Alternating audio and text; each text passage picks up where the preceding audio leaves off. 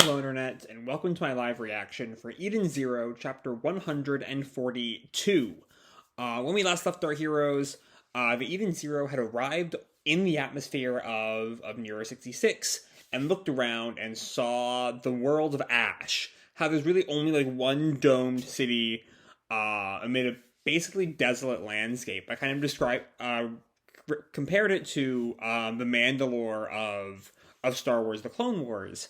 But either way, as they're kind of trying to get into the base, come up with this plan to get inside the city from beneath it, but Shura stands against them, physically stopping the entire Eden Zero by sheer force of his gravity ether gear. And Shiki goes to fight him, and manages to get a good little hit on him. And that's kind of where we leave off, with Shura impressed at Shiki's strength. So yeah, all that being said, let's jump right on into chapter 142. And our picture here is of Sister teaching a class on something, with an electric chair as part of her display, her chalkboard. Chapter 142, Shiki versus Shura. Alright. So we open, not with Shiki or Shura, but back with Eraser. In the atmosphere, as I think he's just doing his erasing all throughout the Imperial forces. And he is starting to break a sweat now. Dealing with this many does get exhausting. And one of his subordinates contacts him. "Eraser, sir, an unidentified civilian ship has entered the battle." And Eraser comes to him. "What?" "Sending visual." And it's the main coon, Goodwin ship. "What the? Why the cutesy ship?" And we cut to Oasis, as Goodwin gives a battle cry, "Ram him through!" And he just kind of starts blasting. And I forget her name, the sister in the sibling duo in Oasis calls, "Boss, I think the Union Army spotted us." And then I think Russo is his name, the little short guy in the bunny onesie. "We're not their enemies. Could they shoot us by accident?" And Ibaraki calls out, "Even so, boss, you gotta talk to him." And we hear singing. Tra-la-li-la, tra-la-li-la, tra-la-li-la, tra-la-li-la. No idea what that's supposed to be about, because it's not audible on anyone else's panels. Anyway, the brother of the duo says, "We're not enemies, but we're not friends either. Would they even listen?" And we don't really have any time to focus on that, because now it's time to go back to Nero 66. Shiki lands, and Shura just sort of like floats in the air. We see there's a little bit of blood on his lip. He's injured, but he's not really hurt.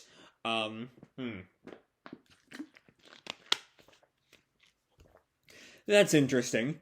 We both use gravity, but it looks like our powers are a little different. Your powers focus on altering your own personal gravity. Technically anyone else's personal gravity, as you've kind of seen. But Shora's right there. But my gravity.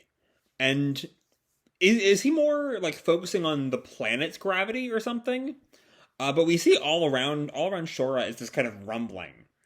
And the ground cracks. And Shiki looks in surprise as something steps out of it. Some kind of machine. I can't quite work out what that's supposed to be.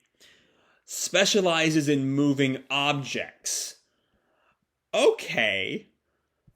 I'm not quite sure what the difference between those two things is. But okay. It's all worth it for that cool visual, though, of this gigantic spaceship. That Shura is kind of levitating is pulling from the ground behind him. And Shiki exclaims, "You pulled a ship from the ground? There's all kinds of junk buried under here. And I'll bury you down there with it." And he readies his ether gear and pulls out what look like missiles from the ship. Or like some kind of explosives. And aims them towards Shiki. "You and your Eden Zero." And he sends them all towards Shiki, and Shiki kind of jumps out of the way. He dodges them for the most part so far, but it's close. Multiple close calls. But Shura confidently grins, "Gotcha." and throws another missile at Shiki, and Shiki grabs it, seemingly intentionally. And Shura is kind of stunned. He stopped it, and Shiki struggles with it. It's heavy. And so it seems like Shiki there is kind of fighting Shura with Shura's own specialty, which interestingly enough is what Shura did to Shiki last chapter. How they're both kind of fighting each other's personal gravities. Anyway, which kind of goes to show that there's not that much a difference between their two specialties. But the missile kind of starts to come undone. And Shiki looks at it. What the? It's all falling apart? And Shura kind of flicks his finger, and a piece of the missile whacks Shiki upside the head. He's like seemingly controlling each of these individual components. And they're all kind of coming towards Shiki. Whoa! Knock it off! And he kind of, I think he creates his own sort of counter-gravity field. To sort of push all of the shards away, I think. But with that, Shura kind of jumps up towards Shiki. With his gravity, of course. And Shiki sort of shocked for a minute as Shura elbows him right in the face. Ah! And then gut punches him and throws him back down to the ground. Shiki tries to counterattack, but Shura kind of like floats above it.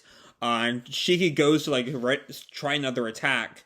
But before he can, Shura kicks him down towards the ground into one of the floating missiles. All in all, not good for Shiki. And Shiki kind of looks up at Shura. Hey, you're changing your own gravity too. And Shura kind of mocks him with basically what I was saying earlier.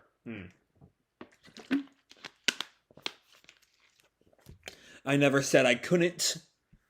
And with that, it's time to leave them alone for a minute and go check on the Eden Zero.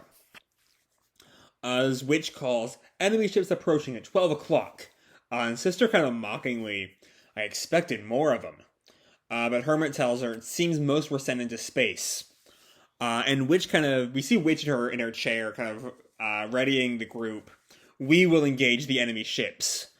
And specifically talking to the Ex-Drakken members of Jean. Sorry, I'm a little bit out of practice with the review thing. I've been gone for a week and a half or so, been busy with work and family things. Bit of a tangent. Apologies for being out for so long. I've let a whole bunch of series kind of catch dust, and I will get to them eventually, I promise. It will take me a while, I'll say that much, because I'm not getting any less busy next week. I'm going to try to get a good chunk of them done the next few days. Anyway, back to the action. Jean, roger that. And Clean, now able to smile. Yes, leave it to me. And Laguna's just, let's go. Oh, hold on. Here's me being extra stupid. I'm so out of practice. I forgot that I've been calling him Chris. Not Jean in the first place. So that whole tangent ended up being pointless double pointless. Anyway, the three of them take their fighters out of the Eden Zero. And we cut to Hermit saying, meanwhile, Wise's team will sneak underground.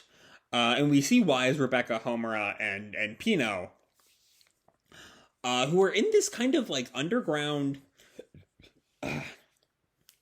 My first instinct is like a sewer, but those pillars are too fancy for a sewer. Anyway, Wise responds, you got it. I sent your route to Pino. Pino responds, data received. Rebecca turns to Happy. We're going to find the all-link system and destroy it. To save all the bots. And Homura just sort of is a little bit uncomfortable. Still, I am less confident with Shiki missing from our ranks. And Wise snaps at her. What's that supposed to mean?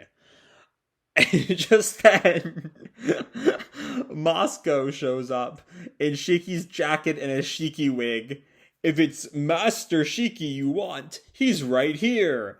And it's a pun with mass because Moscow is so big, which is not a pun I'm big on, but whatever. And we just see Rebecca and Homura just completely dead-faced. Happy, similarly, what in the... Pino's the only one who kind of takes it well. I deduce that he is cosplaying Master.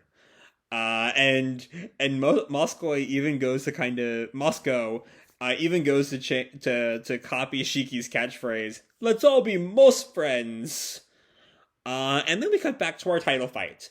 As Team Weisz starts their mission underground, we see Shura and Shiki battling now, just like on both of them standing on a missile.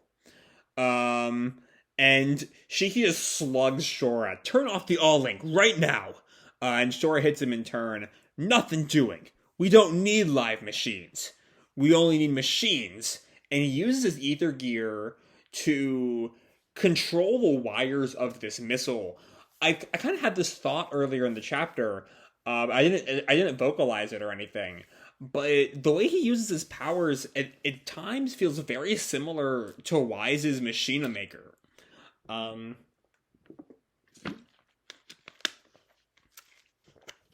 I don't think that's leading to anything, but I do think it's interesting how much his powers focus on the use of dead machinery.